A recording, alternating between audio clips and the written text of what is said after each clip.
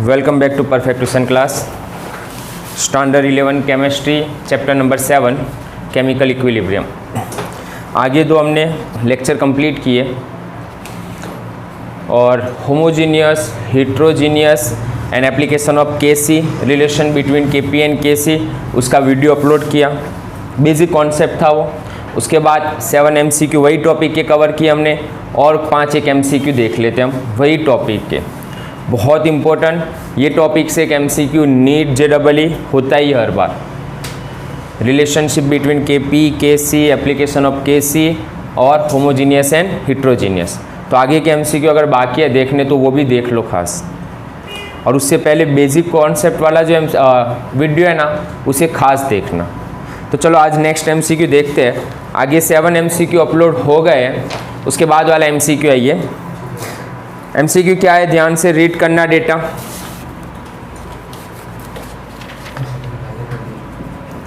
Chapter 7 chemical equilibrium. चलो खास ध्यान। The partial pressure of carbon monoxide from the data will be, क्या find करना है? Partial pressure of carbon monoxide find करना है हमें। 8 नंबर का MCQ है ये। दो केमिकल इक्वेशन है इक्विलिब्रियम कंडीशन पर, पहले उसे ही लिख लेते हैं हम। कैल्शियम कार्बोनेट सॉलिड है, डिकम्पोज हो रहा है वो, और किस में डिकम्पोज होगा? CaO solid plus CO2 gas में। इसकी Kp गिवन है। Kp कितना है इसका? 8 × 10⁻²। एक और इक्वेशन है CO2 gas plus carbon solid और इक्विलिब्रियम कंडीशन गिवन है, और सामने क्या बन रहा है? 2 कार्बन मोनोक्साइड के मोल और गैस। इसके लिए Kp2 भी गिवन है, और कितना है ये? 2। इसे 1 दे देते हैं, इसे 2 दे देते हैं। ये है क्वेश्चन तुम्हारा, और यहाँ पर हमें फाइंड क्या करना है? Partial pressure of carbon monoxide. खास ध्यान रखना, partial pressure of carbon monoxide find करना है हमें यहाँ पर ये। और इक्वेशन हमारे सामने दो है। तो अब दो इक्वेशन जब गिवन हो, दोनों की value Kp1 and Kp2 given है, तब हम क्या करेंगे? तो एक नया इक्वेशन डिराइव करेंगे यहाँ पर। कैसे इक्वेशन डिराइव होगा? देखो पहले ये दोनों इक्वेशन को मिक्स करके एक इक्वेशन मिलेगा हमें। पहले क्या क्या कैंसिल हो रहा है यहाँ पर वो देख लो। Carbon dioxide cancel. अब बचा क्या? वो लिख लेंगे हम। यहाँ पर कौन है? CaCO3 सॉलिड, कार्बन सॉलिड, सामने क्या है? कैल्शियम ऑक्साइड, वो भी सॉलिड फॉर्म में, और लास्ट में हमारे पास क्या है? Carbon monoxide. जो हमें पार्शियल प्रेशर फाइंड करना है ना, वो इसके लिए फाइंड करना है। ओके। अब सारे सॉलिड है, वो तो हमें पता है, उसका एक्टिव मास तो हम 1 ही लेते हैं।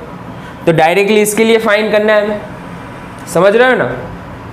वैल्यू इसके लिए फाइंड करेंगे तो इसका आंसर क्या होगा वो? तो इसके लिए Kp लिखो। कैसे लिखेंगे हम? नया Kp। ये इक्वेशन के लिए K' लिख रहे हैं। तो K' क्या होगा इसके लिए? The partial pressure of carbon monoxide और पावर 2। फाइन हमें यही करना है, partial pressure of carbon monoxide find करना है। K' की वैल्यू गिवन नहीं हमारे पास, लेकिन हमने ये इक्वेशन कहाँ से डिराइव किया? इक्वेशन 1 और 2 से। तो निकाल सकते हैं ना हम K'। तो K' कैसे निकालेंगे हम? तो इक्वेशन 1 एंड इक्वेशन 2 को कर दो। तो इक्वेशन 1 एंड 2 का मल्टीप्लाई करो तो क्या होगा? Kp1 × Kp2। Kp1 कितना है? 8 × 10⁻²।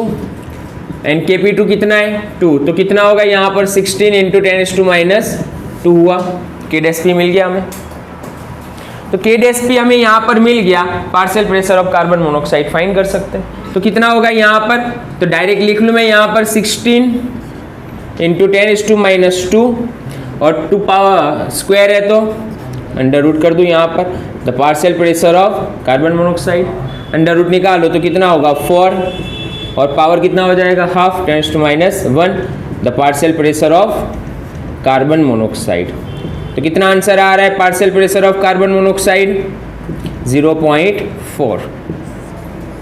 क्लियर? बढ़िया सा क्वेश्चन है, ध्यान से फोकस करो। क्वेश्चन क्या है, डायरेक्टली पहले ही पूछ लिया अंदर का partial pressure of carbon monoxide क्या होगा। दो इक्वेशन गिवन थे, दोनों इक्वेशन में Kp1 एंड Kp2 गिवन है। हमने एक नया इक्वेशन डिराइव किया दोनों इक्वेशन से, जहां पर जो जो कैंसिल हो रहा है उसे कैंसिल कर दिया। ये जो नया इक्वेशन आया, ये इक्वेशन में हम पार्शियल प्रेशर निकालेंगे। तो फॉर्मूला क्या होता है Kp का, तो Kp is equal to partial pressure of carbon monoxide. ये तो सॉलिड है तो उसका एक्टिव मास तो हम 1 ही लेंगे, पार्शियल सॉलिड है तो एक्टिव मास 1 ही होगा। तो ये इक्वेशन हमें मिल गया। Partial pressure of carbon monoxide निकालना है हमें। K' की वैल्यू हमारे पास नहीं है, तो वो वैल्यू कहाँ से डिराइव की, तो इक्वेशन 1 एंड इक्वेशन 2 को मल्टीप्लाई करके हमने K' की वैल्यू यहाँ से डिराइव की है और वही वैल्यू पुट की और अपना आंसर आ गया। बढ़िया सा क्वेश्चन है, लिख लो ये।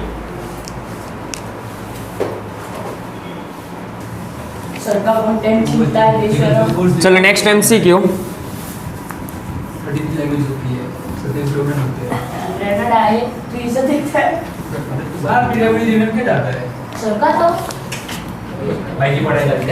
ध्यान से रीड करो डेटा क्या गिवन है।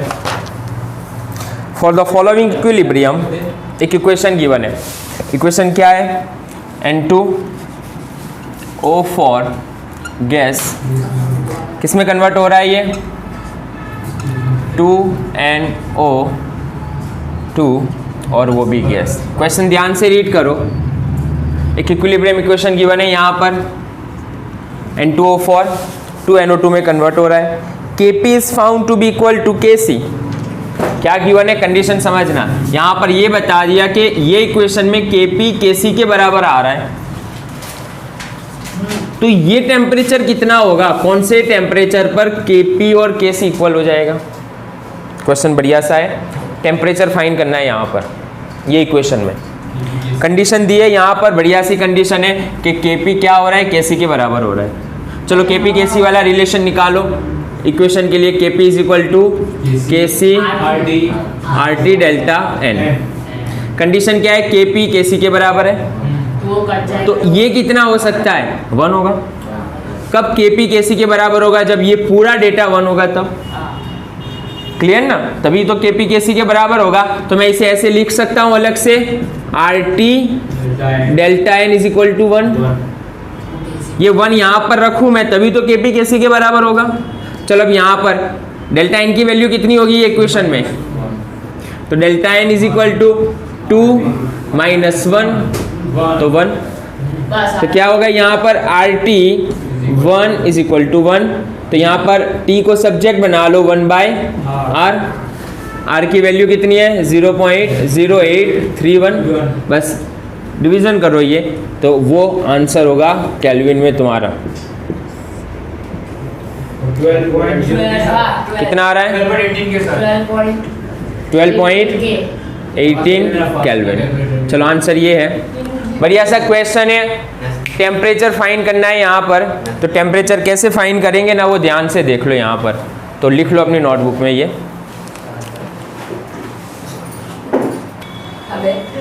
चलो next MCQ।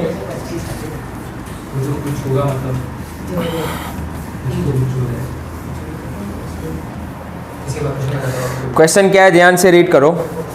Eight equilibrium the concentration given है, N2 का, O2 का और NO का। In a seal vessel at 800 Kelvin and 1 atm pressure, what will be the Kp for the given reaction? तो रिएक्शन पहले लिख लेता हूँ मैं, N2 plus O2 equilibrium 2NO, सभी गैसियस फॉर्म में है। ओके, कॉन्सेंट्रेशन कितना है एट इक्विलिब्रियम पर, एट इक्विलिब्रियम इनिशियल कॉन्सेंट्रेशन, ये ध्यान रखना, इक्विलिब्रियम कंडीशन पर कॉन्सेंट्रेशन गिवन है। N2 का कॉन्सेंट्रेशन है 3 × 10⁻⁻3। O2 का कॉन्सेंट्रेशन 4.2 × 10⁻3 एंड 2NO का कॉन्सेंट्रेशन, NO का कॉन्सेंट्रेशन है 2.8 × 10⁻3। क्या फाइंड करना है हमें ये कंडीशन में, Kp फाइंड करना है। सिंपल सा क्वेश्चन है। चलो फोकस करो यहाँ पर। केपी और केसी का रिलेशन लिखेंगे हम। KP is equal to KC R T delta N. Clear है? ध्यान रखना यहाँ पर। अब क्या करेंगे, यहाँ से हम केसी फाइंड आउट करो पहले। केसी फाइंड आउट करेंगे इक्वेशन के लिए, तो कॉन्सेंट्रेशन ऑफ NO और power 2 bye concentration of N2 and concentration of O2। Equilibrium time पर मतलब केसी कंडीशन पर सबका कॉन्सेंट्रेशन गिवन है। कॉन्सेंट्रेशन पुट करो यहाँ पर डेटा और कैलकुलेशन करो। ये आंसर कितना आ रहा है वो देखो ध्यान से पहले।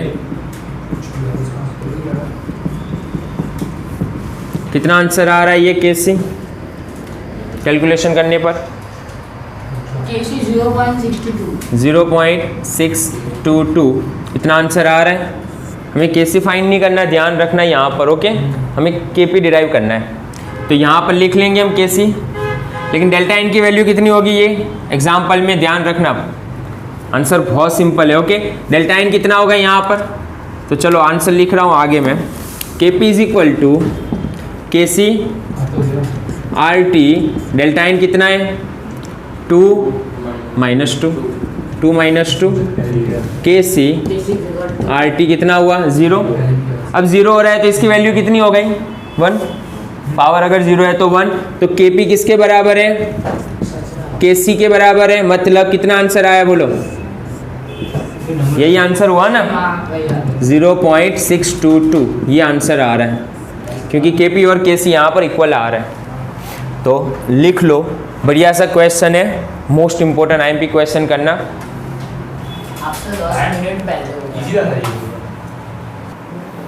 चलो next MCQ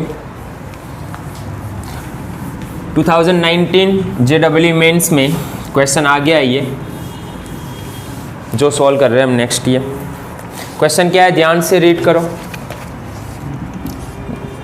JW 2019 The value of Kp by Kc for the following reaction at 300 Kelvin are respectively।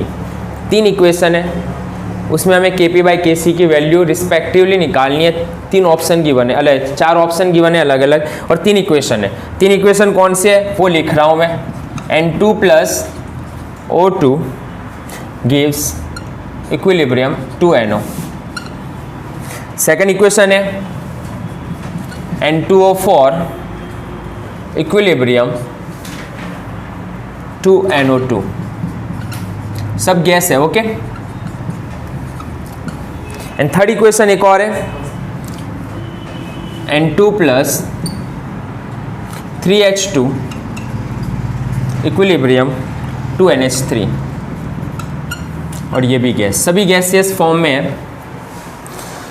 ये तीनों इक्वेशन के लिए हमें फाइंड करना है Kp बाई Kc, और RT की वैल्यू ऑलरेडी गिवन है। देखो RT कितना गिवन है यहाँ पर, यहाँ लिख लेता हूँ मैं। RT गिवन है 24.62 गिवन है ना, ये ध्यान रखना है तुम्हें। चलो इक्वेशन 1 के लिए फाइंड करते हैं पहले Kp बाय, ये फॉर्मूला लिख लेता हूँ मैं। Kp is equal to Kc RT delta N. हमें क्या फाइंड करना है? Kp by Kc RT delta N. RT की वैल्यू गिवन है, ध्यान रखना। ओके, डेल्टा एन कितना हुआ ये इक्वेशन के लिए? सो RT डेल्टा एन 2 - 2, प्रोडक्ट के 2 मोल है, रिएक्टेंट के भी 2 मोल है, 2 - 2, तो कितना हुआ RT 0। अब RT की वैल्यू कितनी भी रखो, पावर 0 है, तो आंसर कितना हुआ इसका 1, तो फर्स्ट में 1 आएगा। चलो सेकंड नंबर में क्या आएगा? सेकंड इक्वेशन के लिए वही Kp by Kc RT delta N. चलो RT डेल्टा एन कितना है इसके लिए 2 - ये इक्वेशन है। ओके, 2 - 1, तो कितना हुआ RT 1। तो RT कितना गिवन है? ऑलरेडी गिवन है 24.62, तो इसके लिए आंसर ये होगा सेकंड इक्वेशन के लिए। थर्ड इक्वेशन के लिए क्या होगा? अब ऑप्शन देखो, शायद बहुत पास में पहुंच जाओगे, रिस्पेक्टिवली आंसर देखना है। इक्वेशन 1 के लिए ये, इक्वेशन 2 के लिए ये आंसर है। अब इक्वेशन 3 के लिए क्या होगा? Kp by K C R T delta N, R T delta N कितना है 2 माइनस 4 3n1, तो कितना हुआ यहाँ पर आर टी माइनस 2, तो 1 बाय आर टी का स्क्वायर कर देते हैं। आर टी कितना है 24.62, उसका होल स्क्वायर। अब इसका कैलकुलेशन करो, जो आंसर आ रहा है वो थर्ड इक्वेशन के लिए आंसर आ रहा है। कितना है आंसर 1.65 इंटू 10⁻² -3। तो ये आंसर चेक कर लो, रिस्पेक्टिवली आंसर है तो शायद 2 में ही आंसर तक पहुंच जाओगे ऑप्शन में देखो तो बढ़िया सा क्वेश्चन है JEE 2019। हल्का सा क्वेश्चन देखो, थोड़ा सा ट्विस्ट किया हुआ है, और सिंप्लीफाई करने के लिए इन्होंने क्या किया था, आरटी की वैल्यू ऑलरेडी दे दी है, तो कैलकुलेशन ना करना पड़े इसीलिए। ओके, कैलकुलेशन डायरेक्टली हो जाए इसलिए आरटी की वैल्यू तुम्हें ना ऑलरेडी गिवन है यहाँ पर। तो बढ़िया सा क्वेश्चन है, लिख लो इसे।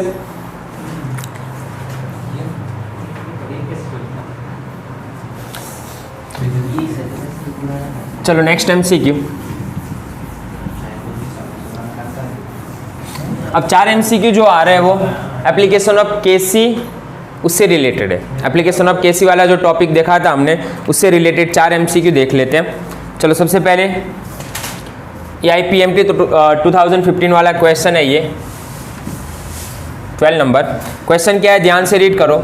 If the value of an equilibrium constant for particular reaction, कितना इक्विलिब्रियम कांस्टेंट केसी गिवन है पर्टिकुलर रिएक्शन के लिए, 1 पॉइंट कितना है केसी 1.6 इंटू 10⁻² सॉरी 12 1.6 इंटू 10⁻²।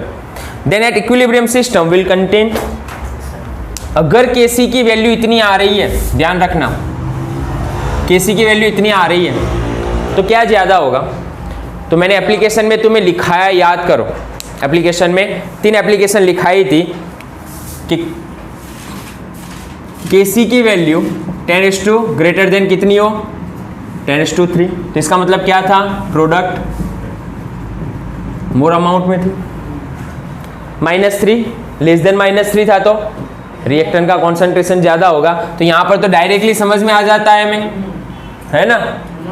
तो केसी तो मोस्टली क्या होगा यहाँ पर, प्रोडक्ट होगा। आंसर तो क्लियर है ना।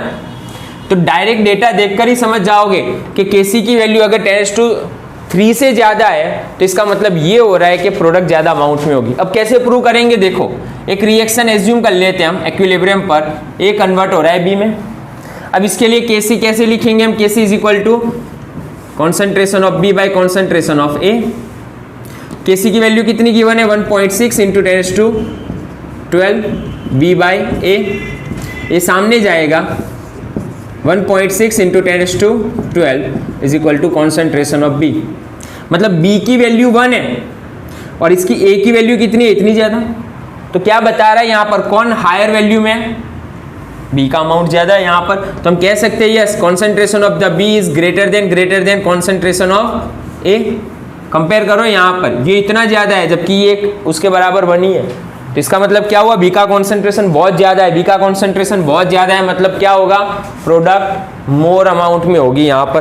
तो ऑप्शन कौन सा राइट है यहाँ पर, सी आंसर राइट है। लिख लो, AIPMT 2015 का क्वेश्चन है ये नीट। चलो next MCQ, most important MCQ okay. ये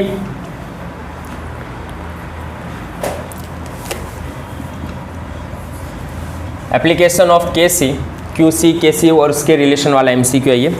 फॉर द रिएक्शन गिवन है यहाँ पर H2 प्लस I2 इक्विलिब्रियम, और सामने क्या बन रहा है 2HI, all are in gaseous phase. KC given है इक्वेशन का 57 एट 700 केल्विन। कॉन्सेंट्रेशन गिवन है, H2 का कॉन्सेंट्रेशन कितना है 0.10 मोलर, I2 का कॉन्सेंट्रेशन 0.20 एंड HI का कॉन्सेंट्रेशन है 0.40।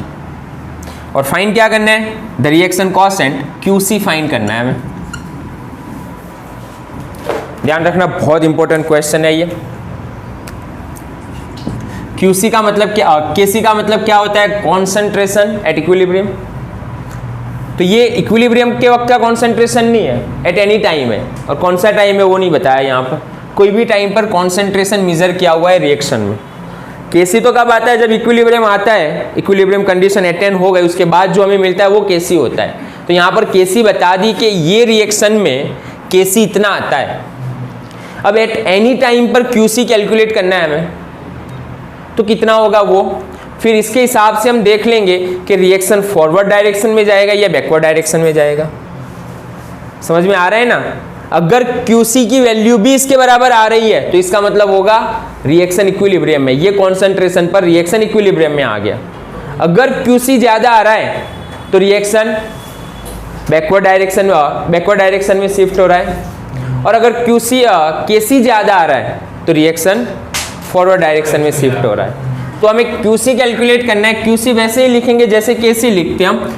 QC इज इक्वल टू क्या होगा यहाँ पर, कॉन्सेंट्रेशन ऑफ HI और पावर 2 होगा, concentration of H2 and concentration of I2। HI का कॉन्सेंट्रेशन 0.40 और स्क्वायर बाय H2 का कॉन्सेंट्रेशन 0.10, I2 का कॉन्सेंट्रेशन 0.20। QC कितना आ रहा है यहाँ पर, 8, कैलकुलेशन करो, QC 8 आ रहा है। KC कितना है, 57। तो यहाँ पर हम कह सकते हैं QC की वैल्यू क्या है, QC is less than KC। इसका मतलब क्या हुआ, रिएक्शन कौन से डायरेक्शन में शिफ्ट होगा, अभी रिएक्शन फॉरवर्ड डायरेक्शन में जा रहा है, तो रिएक्शन इन फॉरवर्ड डायरेक्शन। मतलब अभी इक्विलिब्रियम अटेंड नहीं हुआ, रिएक्शन का इक्विलिब्रियम अभी अटेंड नहीं हुआ, रिएक्टेंट प्रोडक्ट में कन्वर्ट हो रहा है अभी भी। बहुत इंपॉर्टेंट क्वेश्चन है। हाँ, आंसर में तो तुम्हें सिर्फ यही पूछा है कि QC कितना होगा, रिएक्शन कोएफिशिएंट कितना होगा। इससे आगे भी क्वेश्चन पूछ सकते हैं कि ये जो रिएक्शन है वहां पर QC फाइंड करो। QC फाइंड करने के बाद रिएक्शन फॉरवर्ड में होगा या बैकवर्ड में होगा, तो QC और KC का रिलेशन हमें क्लियर होना चाहिए। तो यहाँ पर QC लेस देन KC आ रहा है, इसका मतलब रिएक्शन कौन से डायरेक्शन में शिफ्ट होगा, अभी फॉरवर्ड डायरेक्शन में। लिख लो। चलो next MCQ।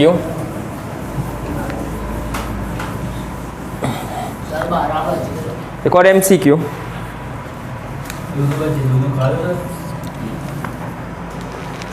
The value of the KC for the reaction, एक रिएक्शन गिवन है 2A equilibrium B plus C is, और इसके लिए KC गिवन है। कितना है KC यहाँ पर, ये रिएक्शन का 2 × 10⁻³ गिवन है। एट गिवन टाइम मतलब कोई भी टाइम हो सकता है, इक्विलिब्रियम टाइम की बात नहीं है ये।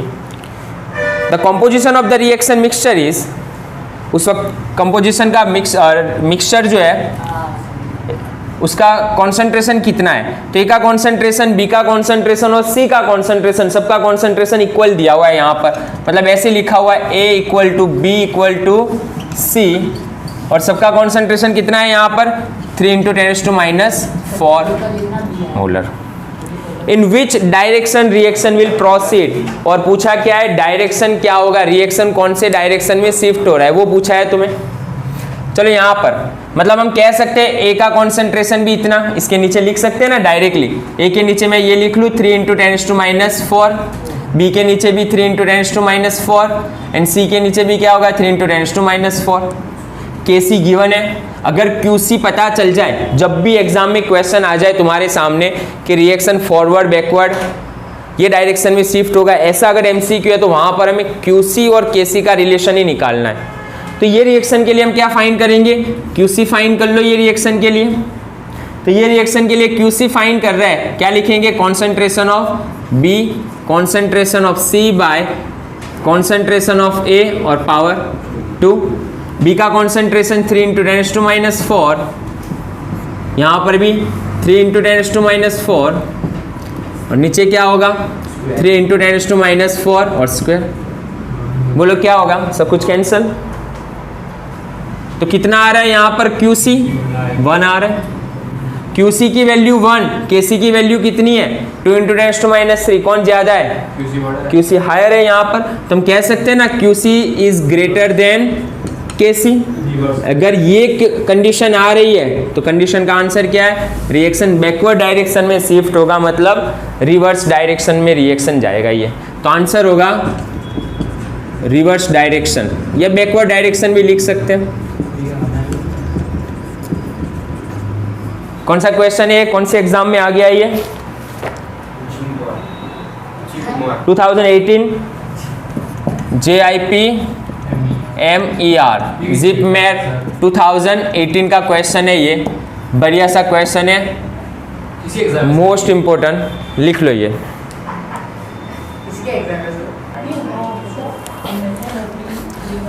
तो सेकंड टॉपिक के सारे MCQ स्टूडेंट्स हमने 14 MCQ कवर किए, और मोस्ट इम्पोर्टेंट MCQ नीट और JEE के लिए खास देखो ये MCQ, बार बार सॉल्व करो। और इसके जैसे और MCQ अगर टेक्स्ट बुक में गिवन है या तुम्हारी रेफरेंस बुक दूसरी जो यूज़ कर रहे हो उसमें गिवन है, उसे सॉल्व करो। लेकिन सारी पैटर्न के MCQ हमने ना कवर कर लिया, सभी जो MCQ देखे वो अलग अलग पैटर्न के MCQ है, और MCQ इससे बाहर पूछ ही नहीं सकते। हाँ, डेटा सिर्फ अलग हो सकता है, तो खास वीडियो देखो ये, और अपने फ्रेंड्स को भी शेयर कर देना।